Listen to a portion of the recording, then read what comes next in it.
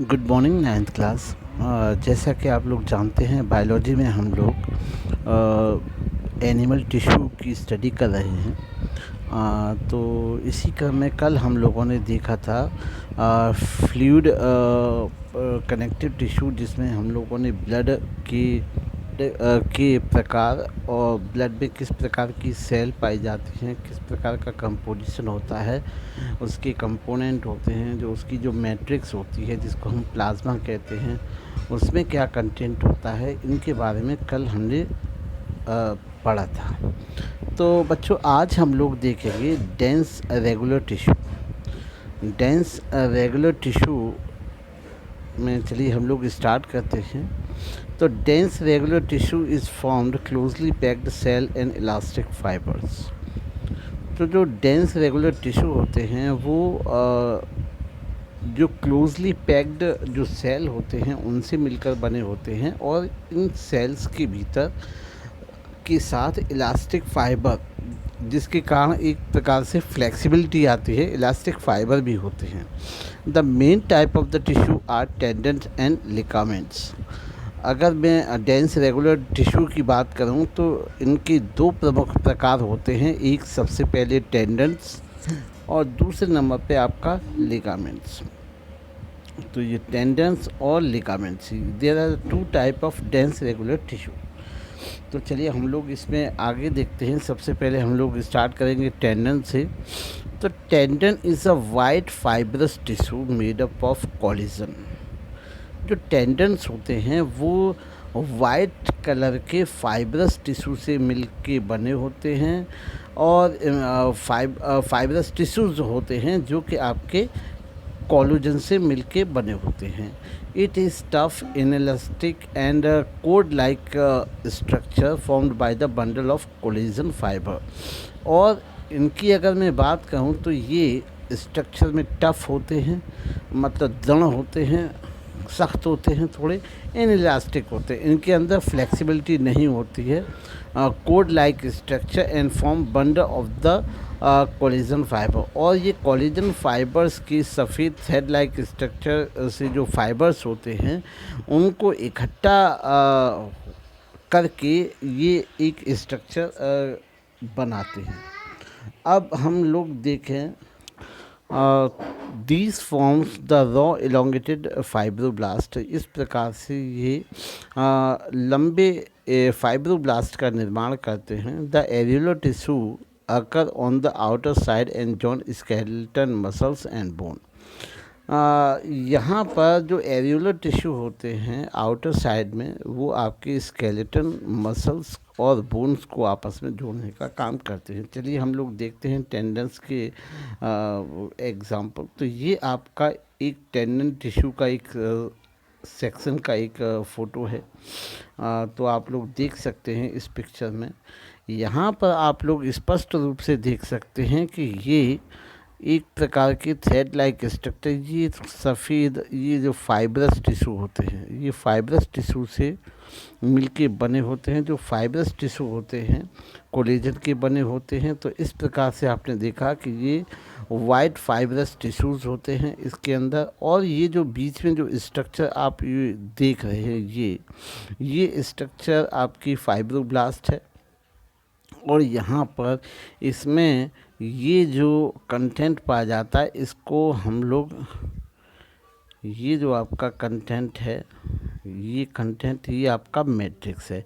तो स्पष्ट ये खाली जगह पर जो है जितना भी है ये सब मैट्रिक्स है। तो हम लोग देख सकते हैं कि जो आपका टेंडेंस होता है, टेंडेंस इतना इलास्टिक नहीं होता है, कंपैरेटिवली टफ होता है। और ये जो बोन्स स्केलेटन पार्ट जो होता है उसको मसल से कनेक्ट करने का काम करता है, और ये बिल्कुल भी इलास्टिक नहीं होता है। अब चलिए दूसरे प्रकार के हम लोग बात करते हैं। तो हम लोग देखें लिगामेंट्स। तो ligaments is a yellow fibrous tissue made up of elastic fibres. तो जो लिगामेंट्स होते हैं वो येलो फाइब्रस टिश्यू के बने होते हैं जो कि इलास्टिक फाइबर के मिलके बनते हैं। अ फ्यू कोलेजन फाइबर, और कुछ कोलेजन फाइबर होते हैं, it is strong and flexible structure.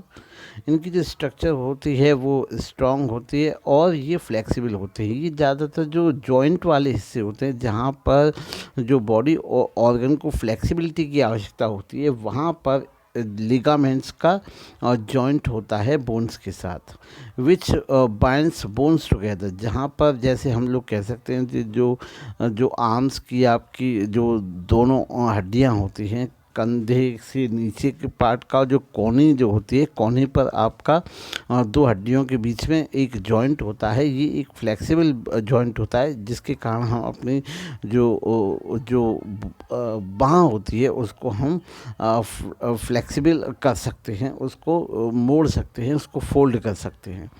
तो ये एक स्ट्रॉन्ग फ्लेक्सिबल स्ट्रक्चर होता है जो कि आपकी जो बोन्स होते हैं, बोन्स को आपस में जोड़ने का काम करता है। Since it is flexible it allows the movement and bending over the joints. तो इसके कारण चाहे हमारा घुटना हो, चाहे हमारी कोहनी हो, ये जहाँ पर भी अगर ये जॉइंट करता है तो इसकी फ्लेक्सिबिलिटी के कारण हम उस ऑर्गन को बेंड कर सकते हैं, उसको मूव कर सकते हैं।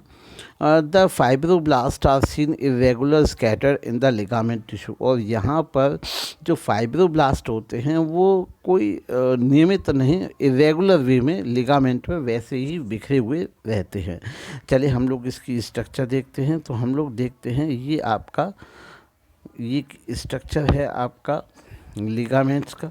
तो यहाँ पे हम लोग देख सकते हैं कि जैसे मैंने कहा था कि यहाँ पे जो आपके फाइब्रोब्लास्ट होते हैं, फाइब्रोब्लास्ट इरेगुलर वे में आपके बिखरे रहते हैं। ये फाइब्रोब्लास्ट, ये फाइब्रोब्लास्ट, ये फाइब्रोब्लास्ट, ये आप देख सकते हैं। ये सब जो हैं रैंडमली इरेगुलर वे में आपके पूरे टिश्यू के अंदर स्कैटर्ड रहते हैं। और यहाँ पर ये जो स्ट्रक्चर है वो आप मैट्रिक्स की देख रहे हैं। ये आपकी मैट्रिक्स है, ये आपकी जो डॉटेड लाइन है, ये सब स्ट्रक्चर जो है वो आपका मैट्रिक्स है, मैट्रिक्स वाला पोर्शन है। और यहाँ पे आपका ये आपकी जो आपको ये एरो जैसे आपको ये दिखा रहा हूँ मैं, ये आपको ये लाइन दिखाई रही है, ये आपके इलास्टिक फाइबर हैं। वो जो इलास्टिक फाइबर होते हैं, इलास्टिक फाइबर किसी भी ऑर्गन को मूवेबिलिटी और बेंडिंग कैपेसिटी प्रदान करते हैं। और ये भी यहाँ पर वाइट फाइबर से मिलके बने होते हैं। यहाँ पर आप लोग वाइट फाइबर की जो प्रेजेंस है वो देख सकते हैं।